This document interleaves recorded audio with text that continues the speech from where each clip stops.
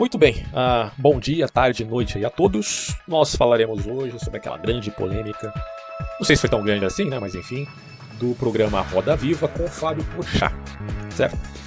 Onde ele diz que quanto mais ele lê a Bíblia, mais ele se torna ateu. Eu gostaria de falar sobre isso porque a gente está vivendo aí um período de fim de ano, Natal, Ano Novo, né? Aliás, um ótimo Natal para todos, aí um pouco atrasado, hoje é dia 27, mas tudo bem. E, enfim, então vamos fazer um especial de Natal aqui no meu canal também, com uma polêmica, né? Porque eu sinto que o que atrai mesmo o público do YouTube são as polêmicas, as tretas, não necessariamente um conteúdo profundo, porém, às vezes muito técnico. Eu sinto que o pessoal não se atrai muito. Não é que eu sinto, eu percebo, né? Efetivamente.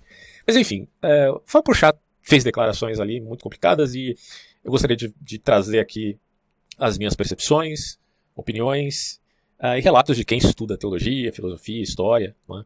Talvez haja aqui alguma contribuição para você que ouviu aquilo e que ficou confuso, né? Porque quem já tomou aquilo como falso ou verdadeiro, aí cada um já tem aí uma estrutura opinativa bem dada e talvez venha aqui a me escutar apenas para confirmar ou discordar. Mas se você está confuso, bom, talvez isso que eu vou falar aqui te acrescente alguma coisa, tá bom?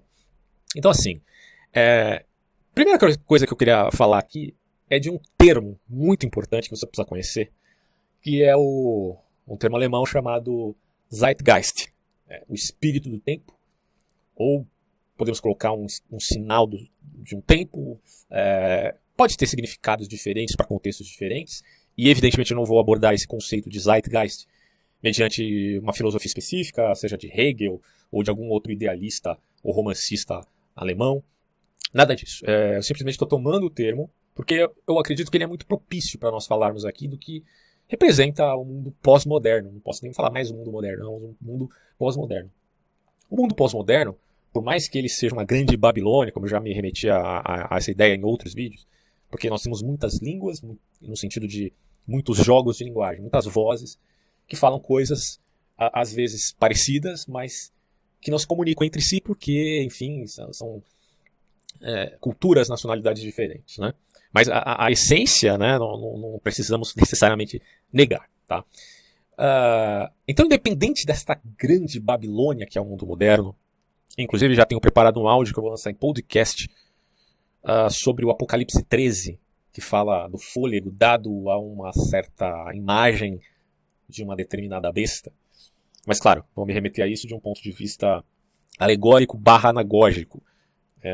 Eu não sou profeta do final dos tempos, eu não estou dizendo que estamos vivendo o final dos tempos, né? Eu não posso asseverar isso, porque como esse áudio já está até preparado, vou lançar depois. Dizer isso seria um tanto leviano da minha parte, né? A não ser que eu de fato recebesse uma revelação divina, mas isso não aconteceu. Então eu só estou refletindo a respeito dessas coisas, né? E nesse áudio eu coloco exatamente essa ideia de que, inconformados com o presente século, podemos repensá-lo à luz de outras épocas, sem com isso necessariamente cometermos, claro que isso pode acontecer, mas não necessariamente cometermos anacronismos, né, e negacionismos. Então, repensar a fé no mundo pós-moderno não é uma tarefa fácil, certo? E eu acho que, apesar de não ser uma tarefa fácil, é uma tarefa necessária para todo mundo que reconhece a riqueza e a herança, né, do passado. Porque o passado não pode ser desconstruído por conta de um zeitgeist moderno. Porque esse espírito do tempo da pós-modernidade, ele não é onisciente, ele não é onipotente, e ele não representa o todo, ele vai passar também, né? Então, só por aí você já deve estar entendendo mais ou menos o que eu estou dizendo. Existem aqueles que são conformados ao espírito do tempo e aqueles que são inconformados ao espírito do tempo. Só que existem vários tipos de inconformados. Você tem aqueles mais reacionários e você tem aqueles mais revolucionários.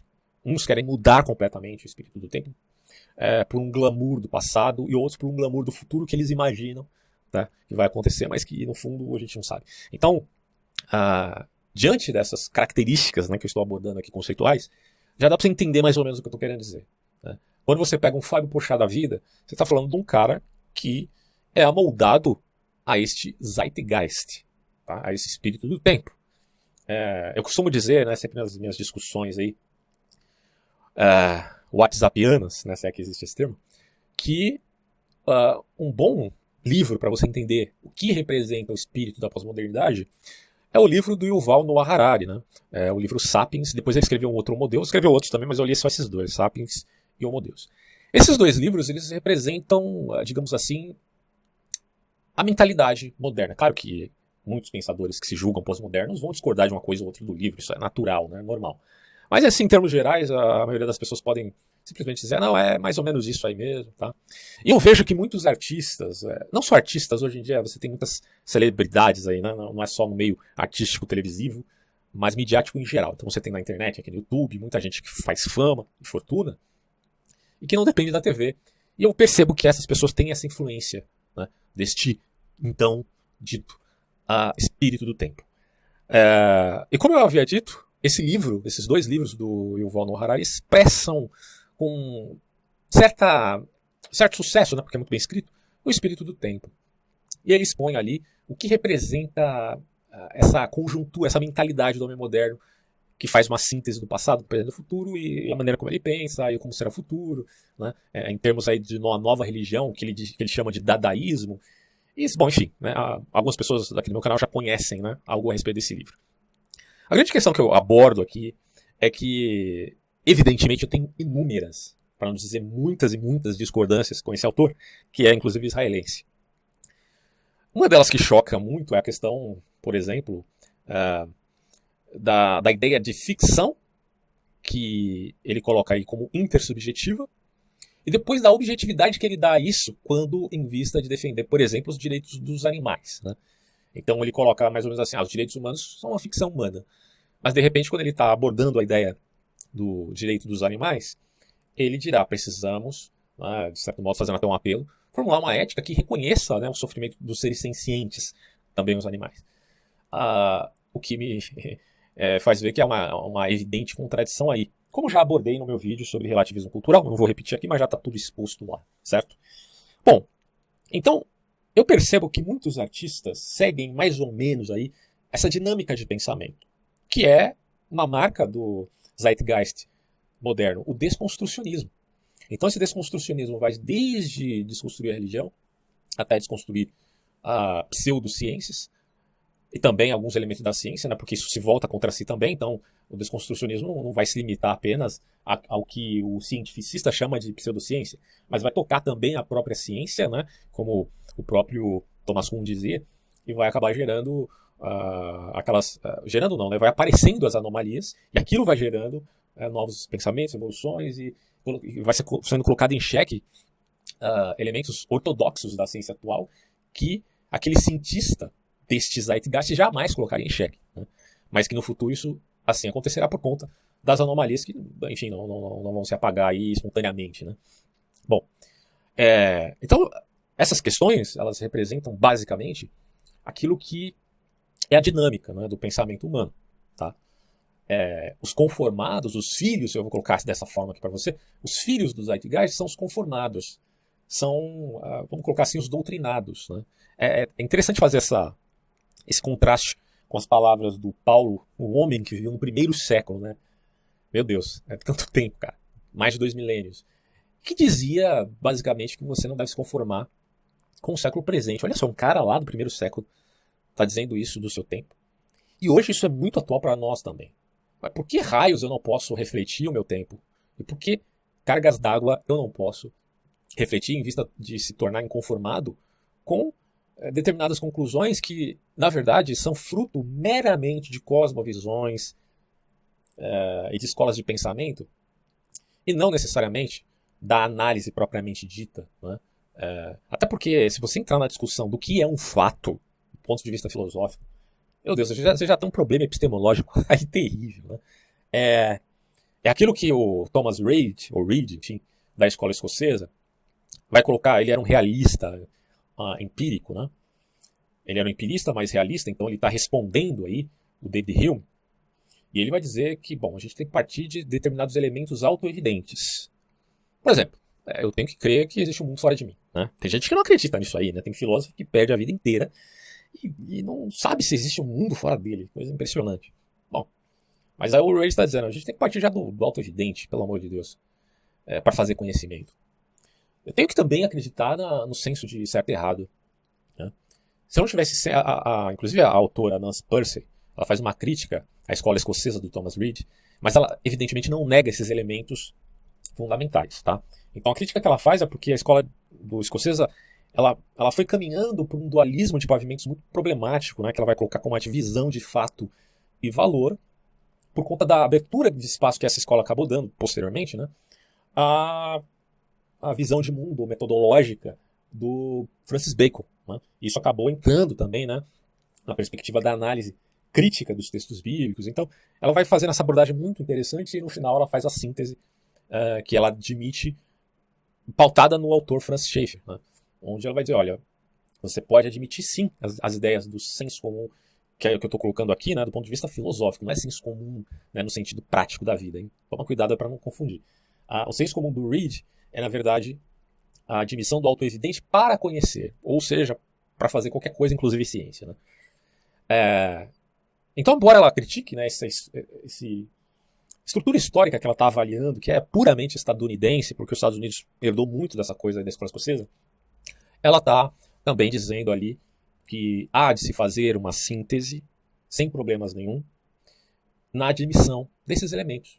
Eu creio no mundo fora de mim, eu creio no senso de certo e errado, e creio também, obviamente, na consciência de dor e prazer.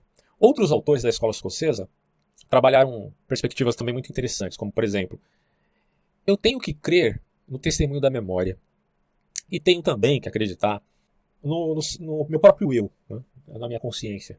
De que, enfim, eu sou um agente e estou a observar isso e relatar isso. Para que eu possa fazer descrições do ponto de vista até científico, bom, quem está fazendo isso é meu eu. É a minha intencionalidade nutrida pela minha inteligência e vice-versa. Há uma relação consciencial. Quer dizer, eu tenho que admitir, enfim, minha consciência, evidentemente. Né? Bom, quando esses autores dizem isso, fica claro que a admissão inicial é crer para conhecer. Né? Porque senão você vai a um retrocesso infinito que você não consegue justificar a epistemologia. Né? É um problema até do ponto de vista de justificação do fundacionalismo. No quesito aí do estudo do conhecimento de gnoseologia. Então, assim, partindo desse pressuposto de que talvez o principal seja esse, crer no testemunho da memória, se eu não creio no testemunho da memória, como raios eu farei ciência? Ou conhecerei o mundo? Não há como. Né? Então, a própria ciência já depende do auto-evidente, dirá a escola escocesa. Né? E esse auto-evidente também nos remete à ideia de um realismo. Né? O realismo do mundo fora de nós. Ele existe. Olha só que coisa. Ele existe. Tá? Bom, por que eu estou dizendo todas essas coisas? Eu preparei um texto que eu, inclusive, deixei no Facebook. Eu vou me remeter a esse texto aqui para vocês entenderem de uma forma mais clara o meu ponto de vista aqui. E aí eu vou linkar isso com minha crítica ao senhor aí, Fábio Porchat. Vamos lá. Olha só que interessante. Vamos pensar um pouquinho do ponto de vista político naquele conceito de agente da história. Quem são os agentes da história? Né? O Marx dizia que o agente da história é o proletariado. Beleza, né? Ele acreditava assim, porque em um determinado momento o agente da história foi o burguês, certo? Que derrubou a monarquia. Mas agora, na época ali de Marx, ele pensava o proletariado, que vai derrubar a burguesia, que está concentrando poder econômico para si. Mas a gente sabe que isso não foi bem assim. No decorrer do tempo, o que aconteceu foi que esse agente da história, para novos pensadores que estavam reciclando ali a mentalidade marxista, inclusive na escola de Frankfurt, foi se modificando até a gente chegar em Herbert Marcuse, que vai dizer que o agente da história pode ser repensado, sem dúvida nenhuma, como, por exemplo, a classe estudantil ou o looping proletariado, né? Ou que essas coisas podem coincidir. Né? É bem complexo também o pensamento aí desses autores, porque eles não concordam entre si. Né? A escola de Frankfurt é uma teoria crítica, mas é evidente que os autores eles têm uma abordagem específica da sua própria experiência e análise. Né? Então Marcuse é uma coisa, Theodor Adorno é outra, Horkheimer também é outra. Então eu tenho um vídeo, inclusive, explicando um pouco sobre a escola de Frankfurt. Mas a grande questão é que esse agente da história sempre se modifica, né? De acordo com a análise da tal teoria crítica.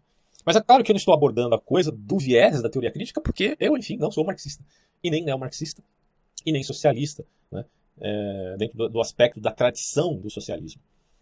Eu sou mais da tradição liberal, né? Liberal conservadora, inclusive, de Edmund Burke e de outros autores. Para quem não sabe, né, já fica claro isso daí.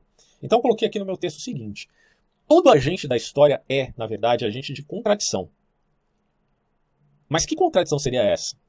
Nós poderíamos dizer que toda contradição é gratuita e, enfim, se revela fundamental em todos os casos? Ora, é evidente que não. Tá? A compulsão contraditória ou a infantilidade de ser sempre do contra nada tem a ver com agência histórica, certo? Então, o agente da história não é aquele que é do contra. Ah, você é do contra. Isso é infantilidade da juventude, né? Ser sujeito de contradição significa, na verdade, reconhecer-se como ente irredutível, antes de tudo, e a partir disso reconhecer o outro não como um mero objeto. Então, por que ser agente da história? Porque a história abrange as relações de uma forma dinâmica, histórico-temporal e espacial. Então, para que eu faça isso, para que eu busque conhecer, eu preciso primeiro admitir o auto-evidente. A minha irredutibilidade, eu sou um ser irredutível, tá? E aí isso já vai contra o redutivismo epistemológico, né? De alguns processos por aí, para não dizer outra coisa. E ao mesmo tempo, evidentemente, também reconhecer o outro. Então, a objetividade, se quisermos chamar assim, da ética, seria o senso de certo e errado, né? Por reconhecimento do outro. Porque se eu reconheço que há um mundo fora de mim, isso é o realismo, eu reconheço o outro, logo eu não sou mais solipsista. E, portanto, se eu não sou mais solipsista, eu reconheço esse determinado fato. Tá? Não estou aqui colocando fato de modo atomístico. Veja bem, estou falando fato apenas como expressão didática do reconhecer de uma certa realidade. Mas eu sei que essa realidade está imbricada. Né? Bom, aí eu continuo dizendo aqui. É também preciso ter uma marca interna profunda e não um desejo arbitrário. Então não estou dizendo que o agente da história ele vai ser um sujeito que é simplesmente arbitrário, né, dogmático, fazem proclamações. Não, ele tem uma marca profunda. Uma marca profunda que é dada, evidentemente, pela sua experiência de vida e de reconhecimento. Né? Geralmente o agente da história carrega em si o senso de força moral. Isso, porém, é completamente distinto da moralidade padrão. Isso é importante. Eu já vou dar exemplos aqui para você entender melhor o que eu estou querendo mencionar aqui. Perceba que os valores geralmente estão misturados com crenças verdadeiras e também crenças falsas, com superstições, com preconceitos. Então, eu deixei isso bem explicado naquele vídeo e também podcast que eu falei sobre relativismo cultural. Tá? Então, os valores eles acabam se misturando com um monte de coisas. Só que a força moral ela é como uma seta apontando para um alvo. Ela é direta e certeira e não fala de toda a verdade. Porque ninguém poderia falar de toda a verdade. Daí, quando eu falo aqui de perspectivismo, eu não estou admitindo uma compreensão do ponto de vista de outros autores modernos, pós-modernos, que admitem certo acognosticismo. Não. Eu estou falando, na verdade, de um ponto de vista não epistemológico, mas até vitalista, né, como diria Ortega y Gasset, que o homem ele tem a sua perspectiva. E dentro dessa perspectiva, ele busca significado e propósito. Tá? Isso tem uma particularidade. O que significa dizer que o subjetivo não nega necessariamente o elemento objetivo. Como muita gente diz, e mais um erro que eu encontro aí na obra do Harari, é de fazer essa barreira entre subjetivo, intersubjetivo e objetivo. Intersubjetivo é uma pura ficção. Imagina então a subjetividade do ser, que não pode tocar a realidade, ou será que pode? Bom. E aí o que eu coloco aqui é o seguinte. Se esses valores são misturados, né? Deixa eu só ver uma coisa aqui. Estava vendo o tempo aqui de gravação, mas tá beleza. Então, se esses valores são misturados, e nós admitimos que a perspectiva, porque cada um está numa posição, vamos colocar assim, espacial, e ao mesmo tempo tem uma posição também, como diria Henry Bergson, baseado no seu histórico, na duração. Então, a posição não é só espacial, quantificável, né, como o Bergson diz, mas a posição, colocando na linguagem simples, né, a grosso modo, ela também é uma posição subjetiva histórica, tá? Que não necessariamente, repito aqui, nega esse elemento objetivo. Tá? Então há uma perspectiva, um perspectivismo aí, certo? Nesse sentido que eu estou colocando. Mas aquele que tem essa força moral, ele reconhece uma injustiça clara e específica. Talvez no encontro, acho que isso seria mais adequado dizer, no encontro entre sua subjetividade, intenção / inteligência, porque ele não é besta, ele está vendo aquilo, não é razão, vendo e sentindo, né? Porque nenhum ser humano é pura razão, pelo amor de Deus, gente, nenhum ser humano é pura razão. Nós somos razão e afeto, né? Então, o afeto é fundamental para trabalhar em nós o elemento da afetividade seria redundante, mas da empatia, né? Eu já trabalhei isso em outros vídeos também. Então nós estamos também vivenciando o mundo, nós não estamos fora do mundo, como se pudéssemos avaliar o mundo como Deus. Por isso que eu falo, cara.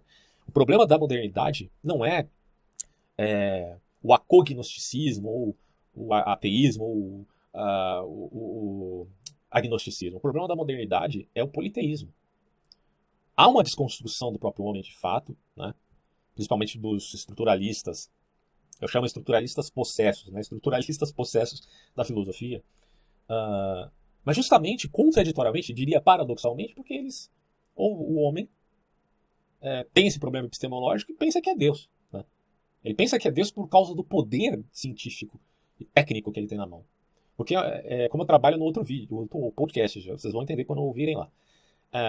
O problema do ser humano é que no crescimento tecnológico não há necessariamente um desenvolvimento ético/moral. Né? Então, cresce a tecnologia, mas a moral, poxa vida. Há 4.500 anos atrás você tinha um faraó que tinha uma ética tão profunda e específica que se compara com qualquer pessoa que vive aqui no século XXI, só mudam as demandas. Né? Então, como o conservadorismo sempre diz, o desenvolvimento moral, em essência, não acontece, porque a gente já tem esse senso de certo e errado. O que acontece é as mudanças por conta de determinadas contingências, tá? Porque a gente vive num plano histórico. Então, lógico que regras vão mudar, é evidente, mas ao mesmo tempo o senso de certo e errado está lá no passado e aqui no presente também. Então, o conservadorismo vai dizer o que não podemos deixar é que esse crescimento tecnológico afete, né, esses elementos por conta de um desconstrucionismo niilista. Acho que esse é o ponto. Daqui a pouco vocês vão entender melhor quando eu citar o Nietzsche, olha só. Mas reconhecer uma injustiça clara e específica é a tarefa, basicamente é o que acontece, até talvez de forma espontânea, nessa força moral, que é a marca de um verdadeiro agente histórico. Né? No entanto, aí mora certa ambiguidade. Isso é importante. Alguns visionários eles podem confundir sua paixão por justiça e separar essa paixão por justiça dos valores. Né? Parece estranho. Como você separa a justiça de valores? Né? Bom, é que a engrenagem da justiça ela pode ficar enferrujada. Né? E aí eu chamo isso de esquartejamento do conceito de justiça. Enquanto outras pessoas simplesmente reconhecem que justiça e valor não podem se separar de modo algum. Porém, o valor aqui protegido, respaldo importante, não é aquele valor misturado com usos e costumes, ou puramente cultural. Tá? Talvez em algumas ocasiões, por prudência, respeito à consciência do outro, seja fundamental a gente respeitar também os usos e costumes. Isso também faz parte, evidentemente. Mas aqui eu estou, antes de tudo, reconhecendo o valor como a representação do outro. Basicamente é isso, né? Como eu já coloquei lá no começo. Quando você reconhece que há um mundo fora de você, pronto. Está aí dado o elemento fundamental para a estipulação deste valor. Você reconhece o outro, inclusive, mesmo se esse outro seja um antagonista. Né? Estou colocando aqui, por exemplo, na minha explicação, Fábio Porchat como uma figura, né, que se torna antagonista dos cristãos de uma forma viciada, já explico. E aí eu coloco aqui um outro exemplo, no texto agora, da discrepância que havia em Malcolm X e Martin Luther King. Olha só.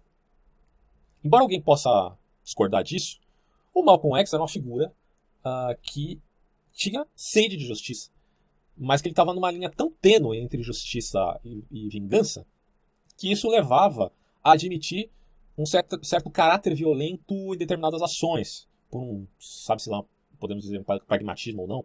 Né? Mas o Martin Luther King era diferente. Ele priorizava o valor perante a justiça. Então Martin Luther King, claro que desejava, né, uma mudança nas leis que eram injustas no seu país, proclamadas aí por Ku Klux Klan e dentre outros grupos e pessoas preconceituosas. Mas ele fazia isso sempre defendendo uma pérola preciosa, digamos assim, que é o valor da vida em todas as instâncias. Tá? Martin Luther King não era perfeito. Eu tenho um vídeo que eu falo um pouquinho sobre a biografia dele. Né? Não estou colocando o cara como santo e tal. Pelo contrário. Mas ele tinha força moral. Essa característica estava evidente nesse sujeito. E também no Malcolm X, no Malcolm X. Só que os dois tinham essa diferença. Né? Malcolm X acaba fazendo uma dualidade entre justiça e valor muito perigosa. Alguém pode até discordar de mim, mas é um debate longo isso daí, né? Então eu só estou colocando os exemplos aqui para você entender melhor o que eu estou querendo dizer. Aí eu coloco aqui, ó, de todo modo, quando se separa a justiça do valor incondicional do próximo, o que temos é o espírito revolucionário, que, como o Kira, lembram do Kira, do famoso desenho lá dos anos 2000, lá do Death Note? Tem um vídeo, inclusive, falando sobre esse desenho, 2 vídeos, aliás, né, do ponto de vista literário ou filosófico. O Kira, do mangá japonês, ele dizia o seguinte, olha, até do modo perversamente utilitário. Vou dar um spoiler aqui do último capítulo do desenho, olha só. Eu sabia que matar pessoas era crime, mas não havia outra maneira. O mundo tinha que ser consertado. Isso é o Kira dizendo, né? Se você não tá a par disso, é um carinha que tinha lá um caderno preto, e quando ele escrevia o nome da pessoa, ela morria. Então ele começou matando criminosos, e você pode dizer, é justo. Só que aí, conforme ele fazia isso, ele viu que estava sendo perseguido pela polícia, por detetives e tal, e ele se viu na iminência também de matar investigadores, que não eram criminosos, né? Então é aquilo que eu chamo no vídeo que eu falo sobre literatura, Death Note shakespeariano, né, que eu coloco assim, da incalculabilidade do mal. Sua intenção é boa inicialmente, só que quando você faz o mal para fazer o bem, este mal que é incalculável vai virando uma bola de neve e você não tem mais como dar conta disto. E aí vira um grande problema, né? Eu sinto, sinceramente, que essa é uma marca do mundo moderno, por conta da sua tendência desconstrucionista. E aí eu continuo dizendo aqui. Assim posto, posso afirmar que o ser não é o espírito da história. Nunca foi e nunca será. Eu estou falando ser no sentido filosófico, né, do ponto de vista ontológico aí. O espírito dessa época, o Zeitgeist, é uma contradição que às vezes penso ser de algum modo proposital. Os filhos do Zeitgeist apregoam o progresso da moral contra a moral. É isso mesmo, pregou o progresso da moral contra a moral, no mundo de tecnocratas. Vocês podem dizer, mas espera aí, existem muitos morais. Qual que é a certa? Bom, à medida que você coloca equipolência nesses elementos, como se não houvesse fundamento, você já está indo contra a moral pela força moral.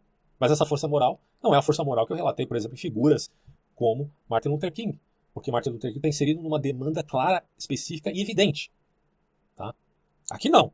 Aqui é a ideologia antes da demanda que traz, enfim, essa força moral. É bem diferente. Aí eu coloco aqui, ó, reducionistas patéticos, o qual Nietzsche, que ironicamente contribuiu para esse embuste, né, chamava de nihilistas reativos. Tá? O Nietzsche ele faz uma árdua crítica, embora, como eu falei, ele contribuiu também para isso, mas ele critica profundamente o positivismo. Profundamente. Enquanto cresce a tecnologia, desmantelam-se os fundamentos do hábito, a saber, o senso comum e o elemento autoevidente, que é o que eu tinha abordado ali do Reid, tá? Da escola escocesa.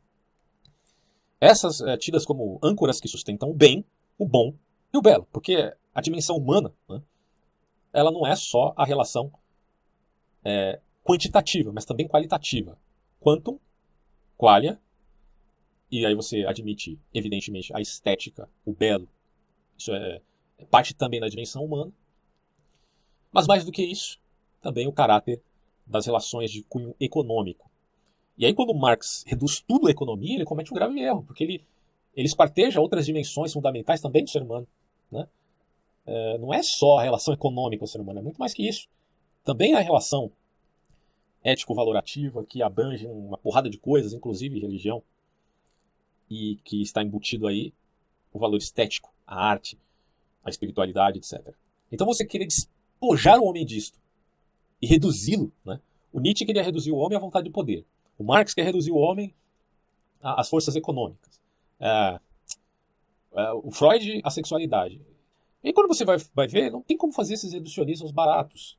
Porque o homem é muito mais que essas coisas. Por isso que eu estou dizendo aqui que, inicialmente, para avaliarmos todo esse contexto do agente da história, devemos entender que há irredutibilidade do ser como tal. Tá? Bom, e aí eu coloquei aqui, aumentam as compulsões e o dessignificado reina no enfadonho reino dado aí como amoral. Você tem um reino inanimado, numa linguagem aristotélica, você tem um reino vegetal, o reino animal e o reino da razão. Né? O homem, como esse caráter último, ele abrange todos os outros. Né? Agora, quando você faz reducionismo, você simplesmente separa esses reinos, né? Como se tudo fosse apenas uma representação de fatos atomizados. É uma crítica aí que a gente pode fazer ao positivismo, tá? Positivismo lógico, aí que foi profundamente criticado pelos espiritualistas alemães, inclusive. Então, olha que coisa, gente. Aumentam as compulsões, o dessignificado reina no enfadonho reina moral, justamente pelo pressuposto defendido contraditoriamente, de modo apaixonado pelos moralistas do fato. Quer dizer, quando você faz ali, os caras fazem a separação do fato do valor, e por fazer essa separação, eles moralizam a própria separação do fato do valor. E quem não vê contradição nisso é muito burro, não é possível. Né? Bom, e eles fazem isso de modo apaixonado. Como ainda podem se perguntar o porquê do século XXI ser marcado por crises e mais crises de depressão que assolam milhares de milhares, né? O século XX foi marcado como o século da depressão, justamente o século onde houve tanto crescimento tecnológico. Isso se segue no século XXI. Então, cabe a nós nos perguntar por que o crescimento tecnológico é tão grande e por que essa doença se alastra, talvez até mais do que o coronavírus, a depressão. Eu, inclusive, tenho já um material preparado para fazer um áudio só sobre teoria cognitivo-comportamental no tratamento para depressão. Tenho estudado um pouquinho sobre esses assuntos, achei muito interessante, já preparei material, talvez eu poste aí. Vai ficar muito grande, então vai ficar com um podcast, né, depois. Mas você já parou para pensar, né? A tecnologia crescendo profundamente. Você já tem aí aquilo que eu coloco como o fôlego da besta, entre aspas, né? Fazendo uma aplicação, não uma interpretação do texto do Apocalipse. Estou simplesmente aplicando a coisa por pura reflexão. Você dá fôlego com essa inteligência artificial e agora você tem chineses dominando computação quântica. Né? Quer dizer, é um carro desenfreado essa tecnologia que cresce. Mas em que parâmetro está o elemento da qualidade? Né? Que é o fator preponderante daquilo que chamamos de valor. E aí eu coloco por fim aqui que o Viktor Frankl os julgue no dia do juízo. Viktor Frankl é aquele cara que esteve no campo de concentração, sobreviveu e fundou a psicologia da logoterapia. Né? Admitir o elemento do sentido, ou seja, do logos. E que isso é fundamental para você vencer as mazelas do que Dostoiévski dizia serem a marca do mundo moderno, na época dele, né, que era o niilismo. Viktor Frankl dirá, é necessário a admissão fundamental de que você não é o que as coisas fazem de você, mas que você é o que você faz com o que as coisas fazem de você. Esta autonomia dá-lhe o direito de dar sentido à sua vida. Isso é extraordinário, cara. Eu acho que a logoterapia ela deve ser muito mais difundida do que inclusive. Porque em determinadas ocasiões, a teoria cognitivo-comportamental ajuda bastante no tratamento de pessoas com problemas, né? Transtornos variados, transtorno de ansiedade, transtorno de obsessivo-compulsivo, depressão maior, enfim. Só que, às vezes, um elemento fundamental que tem que ser colocado ali nesse tratamento, que é a força do sentido. Porque o desconstrucionismo moderno tem tocado justamente nesse elemento. Por isso a crítica do Viktor Frankl, porque ele viveu o maior desconstrucionismo que alguém pode viver, que é no campo de concentração. Há maior desconstrucionismo do que isso de um ser humano? Não, né? Porque não é só o elemento psicológico, os idealismos, ideias e cosmovisões. Ali é na prática, né? As pessoas estão sendo desconstruídas e despojadas da sua personalidade por humilhação constante, por medo constante e por terror constante, até a morte. Né? Privados de comida, privados de sono, privados de uma vida digna. Esse é o maior desconstrucionismo que pode existir. E foi nesse instante que o Viktor Frankl percebeu que nós podemos ser maiores do que as próprias condições, né? Na medida em que temos a capacidade de enxergar a significação, tá? Que é parte perspectiva do ser humano e parte de um elemento, podemos dizer assim, relacional e, portanto, objetivo. É o outro, e Viktor Frankl dirá também, é Deus. Embora se diga Deus desconhecido, no sentido, vamos colocar assim, da psicologia, que o inconsciente tende a Deus, né, como ele coloca, mas ele não está colocando aqui que Deus é esse, como que é esse Deus. Né? Ele simplesmente está dizendo que esse ser habita, né, o inconsciente, não no sentido ocultista, né, esotérico, nada a ver, nada a ver. É simplesmente no sentido de uma intencionalidade deste inconsciente de ver a significação profunda, tá? Bom, aí você fala assim, pô, você está falando tudo isso, mas que raios que isso aí tem a ver com o Fábio Porchat, né? O Fábio Porchat, ele diz que quanto mais ele lê a Bíblia, mais ele se torna ateu. Ele faz até referência a um livro que eu li, né, que é o Zelote. Esqueci o nome do autor aí, mas vocês podem achar facilmente na internet. Inclusive PDF. Né? E há várias controvérsias. Eu já disse aqui no meu canal, em vários vídeos, que eu estudo método histórico crítico. Acho que é um método válido. você não precisa dispensar, né? Mas isso não implica que, por conta de estudar o método histórico crítico, eu necessariamente descredencie completamente aquilo que eu chamo de valor fundamental do texto bíblico, que é um texto antiquíssimo, né? Que colocamos aqui como inspiração. Uma coisa é a inerrância, outra coisa é a inspiração, né? A inspiração do texto, ela se remete à sabedoria que está embutida ali e que envolve toda uma conjuntura, não é nem só o contexto, tá? É uma conjuntura completa.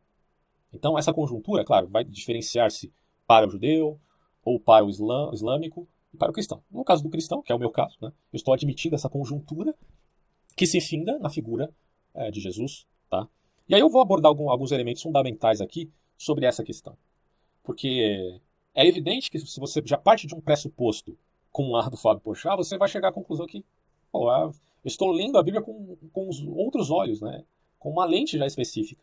Então ele vai colocar, eu estou vendo aqui Judas falando para Jesus, de que Jesus falando para Judas, na verdade, né? De que vai lá me trair lá, cara. Né? Aí os outros caras que estão lá no meio olham para aquilo e tipo ignoram como se nada tivesse acontecendo. Né? E para eles isso não faz sentido nenhum.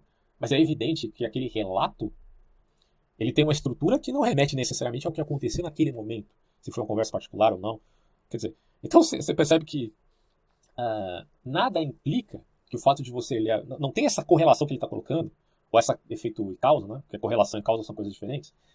Mas não há essa causalidade de que ler a Bíblia te remeta ao ateísmo, mas que o fato deste arcabouço teórico ser a representação do mundo moderno, que é a desconstrução, é que te faz ver aquele texto com essa tendência, né? Com essa perspectiva de que este tal não faça sentido. Mas cabe aqui uma avaliação mais profunda.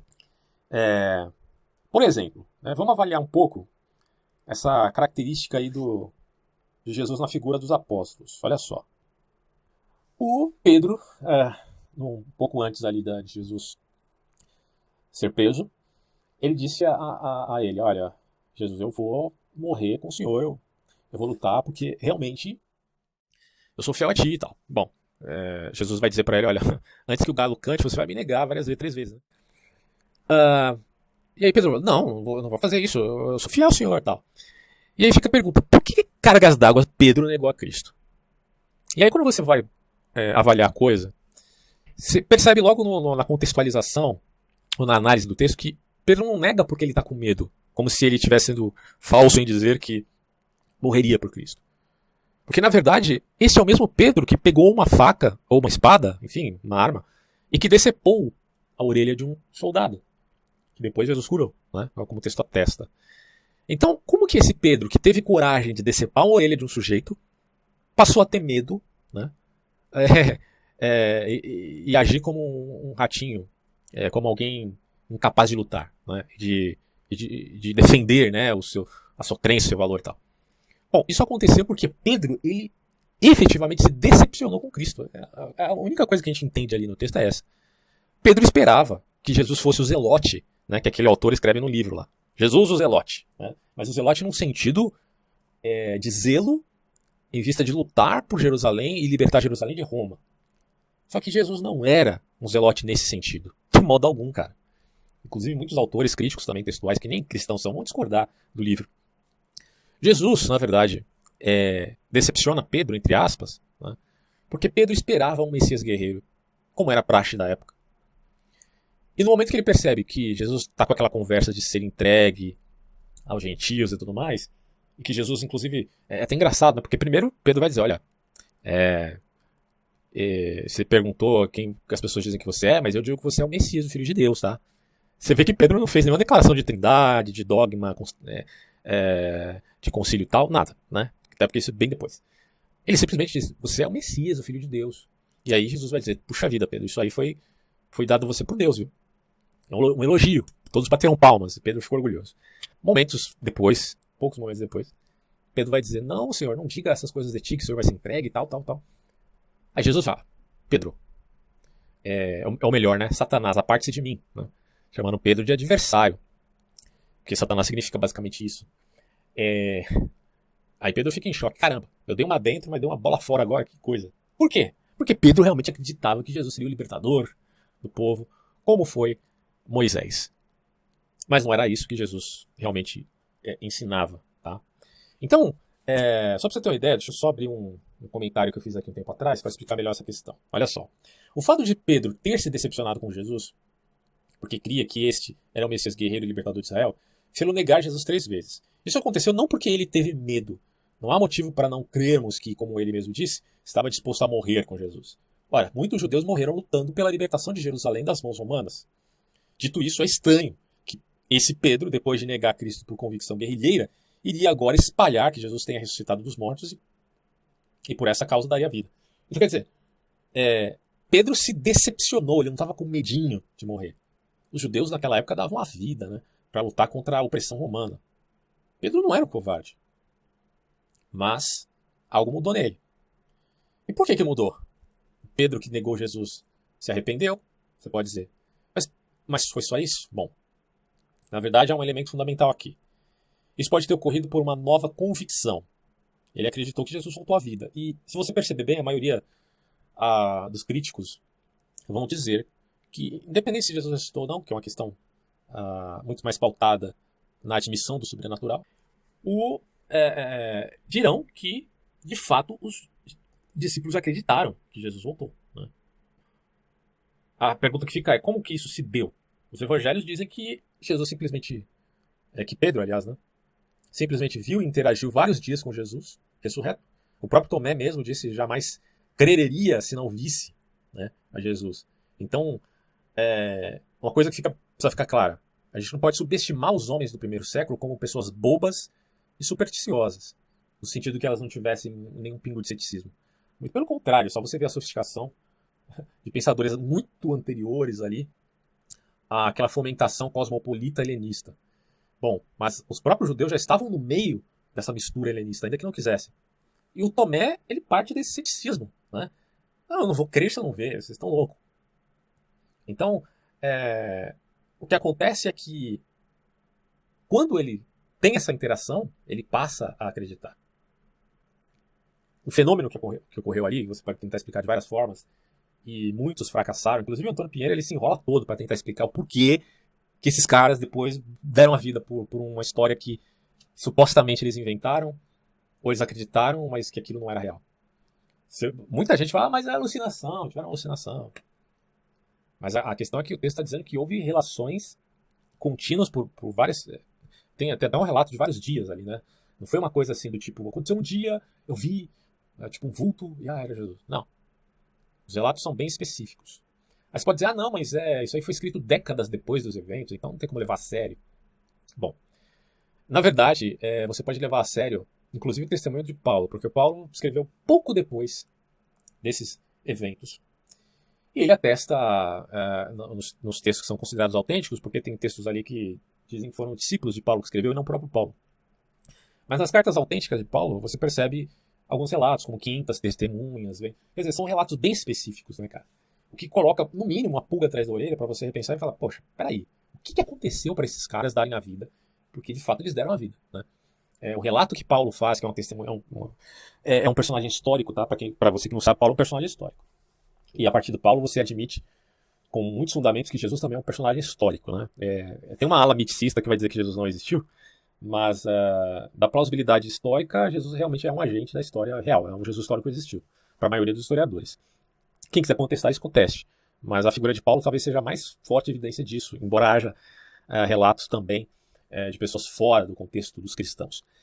Mas o fato é que este sujeito, Paulo, escreveu um texto muito recente ali em Tessalonicenses e outras cartas, que ele expõe como Paulo, aliás, como Pedro e os outros discípulos agiam, de que eles realmente creram, né, como relata depois, né, dos evangelhos, e eles tiveram a atitude de dar vida, e muitos foram martirizados e tal.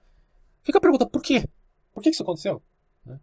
O corpo foi roubado. Tá, e daí? Mas eu não vi. Pô. Eu poderia supor que o corpo foi roubado. Então você vê que essa questão é muito bem abordada pelo Josh McDowell, no livro dele aqui sobre...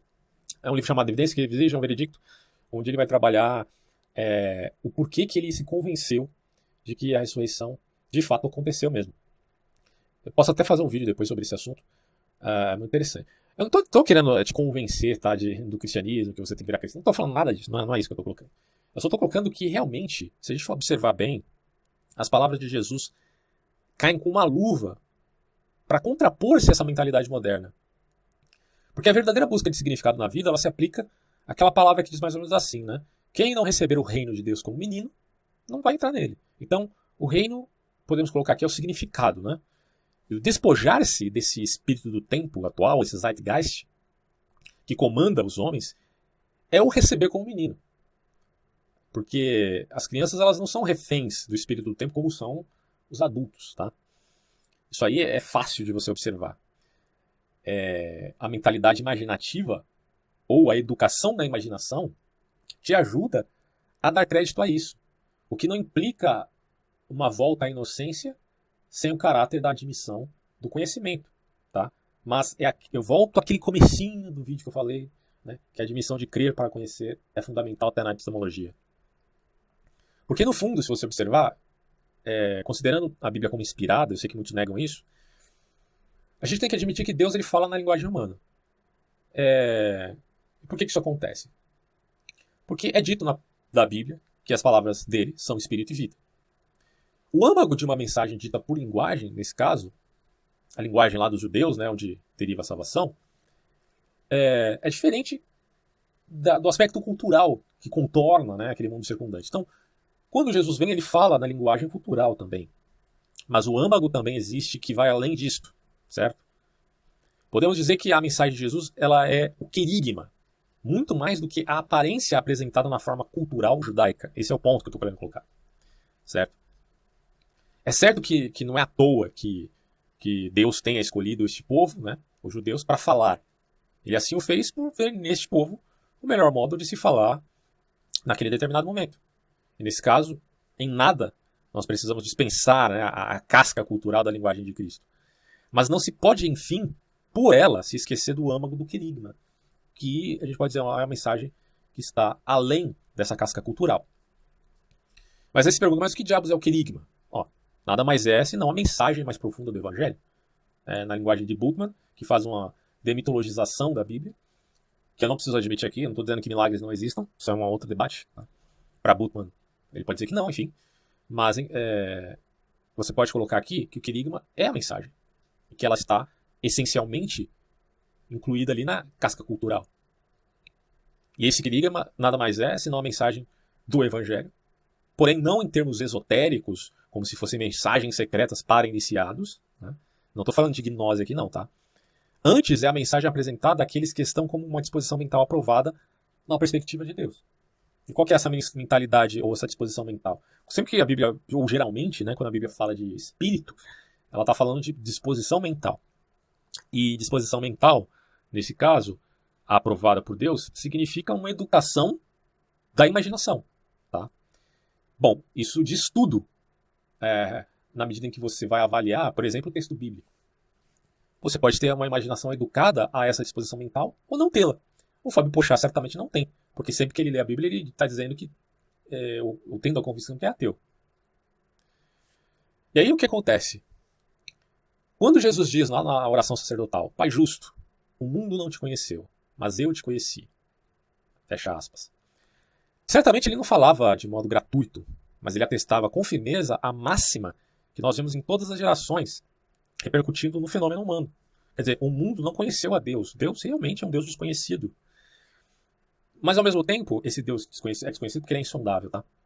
Esse Deus insondável, ele se faz conhecido pelo único sinal que se daria dele ao mundo. Isso aqui é o fundamento cristão, né? O único sinal dado ao mundo, a parte dos milagres, né, que foram dados àquela geração de Jesus, foi o sinal de Jonas, né? Engolido pelo grande animal, não vou dizer nem peixe, né, que senão os caras me matam aqui. Mas esse sinal de que este estaria 3 dias no seio da terra e a partir do 3º dia ele voltaria, retornaria. E esse fenômeno atrairia todas as nações para ele. E por mais que isso seja difícil de acreditar, né, ainda mais para quem tem uma imaginação pautada no zeitgeist, no desconstrucionismo, e de fato quando entra em contato com uma ideia dessa vai dizer isso é pura infantilidade, podemos dizer que realmente isso aconteceu. Né? É como eu falei no vídeo anterior, a promessa dada a Abraão se cumpriu. Já percebeu isso, não? Eis que farei uma nação como as estrelas do céu. Claro que existe um hipérbole, eu sei. Mas aconteceu. Isso aconteceu do ponto de vista cristão, né? Porque judaico é bem difícil.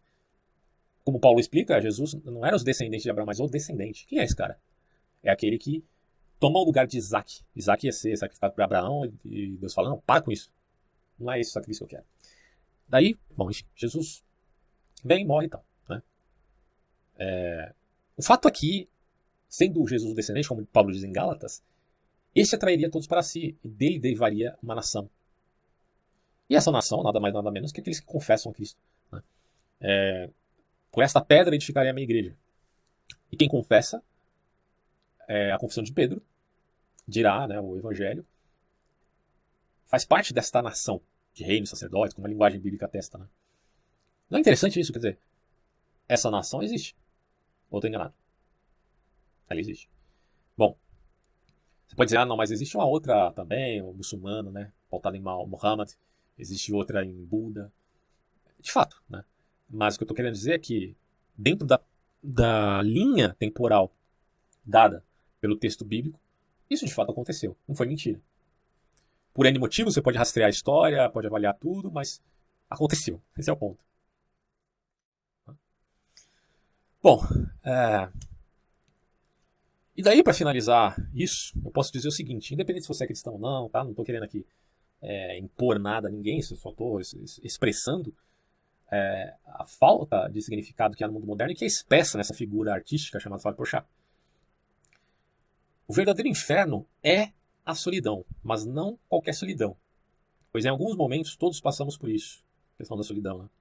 Porém, o real lugar inferior é a solidão solipsista, onde o outro passa a ser intocável e quase não existir para este si, né? Ou este sujeito que, enfim, vive na solidão solipsista.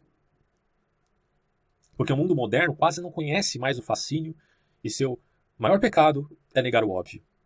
E o que é esse óbvio que o mundo moderno nega, ou pós-moderno? É aquilo que alguns autores chamaram de luminoso, ou mistério tremendo, diante de uma experiência oceânica. E qual é a experiência oceânica? É a experiência do grande abismo que nós entendemos ser o universo. Tá? Inclusive tem gente que pensa que o universo é o próprio inferno, né? Porque ele é um grande abismo. Bom, o fato é que esse grande abismo teve um início. Tá? E é muito interessante, cara, porque quando você para para pensar, né, tentando fazer uma conjunção aqui entre política, teologia, filosofia, história, você simplesmente vai ter muitos problemas porque realmente haverá lacunas. Né? E realmente ninguém tem resposta para tudo no mundo. Mas o que você não pode deixar de fazer é reconhecer a perspectiva do outro e, de certo modo, respeitá-la. Né?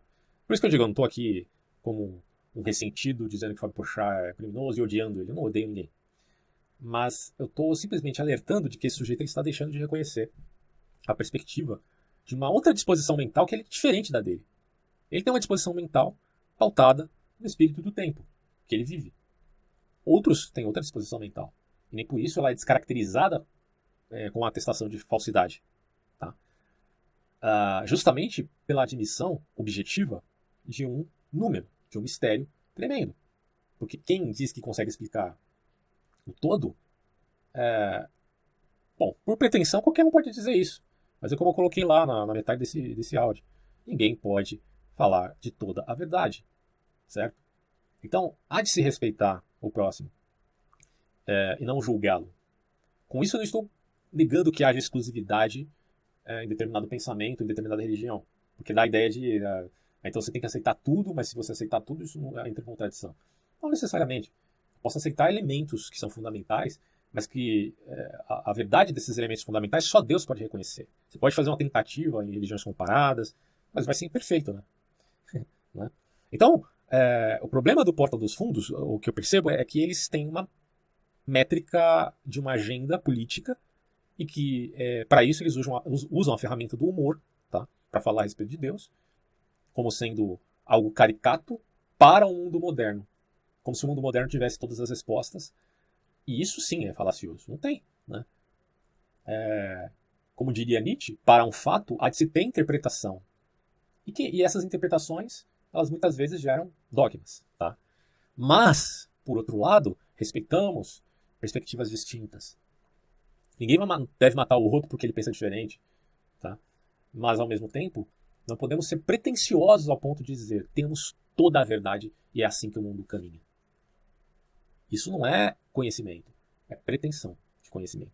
Mais do que tudo, é aquilo que eu chamo de leviandade. Só para fechar aqui, eu vou ler um texto para vocês para explicar melhor meu ponto. Veja que interessante isso aqui. Eu usei o exemplo daquele relato de várias pessoas da década de 70, se não me engano, a respeito da Operação Prato. Tá? Então, só usando esse exemplo para você entender o que é a diferença entre leviandade e verdadeira investigação. Vamos lá. Operação Prato e os pobres reducionistas, é o título da minha postagem aqui. A postura de se tratar o caso à distância por pacotes de ideias gerais se chama reducionismo. Estou falando de um modo geral aqui, existem tipos de reducionismo, tá? Mas aqui eu estou colocando do ponto de vista de um reducionismo leviano, né? Então, a postura de tratar o caso à distância por pacotes de ideias gerais se chama reducionismo. Esse, garanto, é pior que a histeria coletiva, como atribuem os céticos a respeito da Operação Prato, que é geralmente explicada por eles como sendo apenas histeria coletiva, né? Mas a postura mais adequada, penso, é avaliar todo o caso como único. Se você vai investigar um caso, este caso, meu caro amigo, é único para você. Você pode ter a referência de outros, mas você nunca pode negar as nuances. Você já ouviu falar naquela ideia física que todo planeta é único? Né? Todo planeta que existe no imenso universo é único. Ah, mas tem planeta rochoso, tem planeta gasoso, tá? Evidentemente que há similaridades. Mas o que é semelhante não é igual. Assim é todo ser humano. Todo ser humano é único, mas não é igual. Tá? Então todo caso é único. Esse é um ponto fundamental para você começar a investigar um caso. Mas aí se você já parte de um pressuposto, é meio complicado. E aí que eu coloco aqui, ó. Mas a postura mais adequada, penso, é avaliar todo caso como único, esqueçam as interpretações e partam do fenômeno. O fenômeno é aquilo que aparece, esse é o significado do conceito. Partam daquilo que aparece e de sua especificidade. Agora, gracejos e atribuições de ignorância a respeito de experiências subjetivas é leviandade. Por isso, não acho que ser cético ou crédulo a respeito de OVNIs, ou seja lá o que for, né, seja o real problema. Pois essas coisas são ambíguas. O que eu estou colocando que é ambíguo aqui é o ser crédulo ou ser cético. Tá? Elas são ambíguas e dependem de um contexto propício. Né? Quer dizer, se há motivos bons para admitir aquilo, serei crédulo. Se não há motivo, serei cético. De modo que é evidentemente tolo a postura de quem crê em ETs por tirarem, sei lá, fotos de balas solares, ou de ver o planeta Vênus e dizer que aquilo é um escovador, né, ou satélites. Isso acontece muito.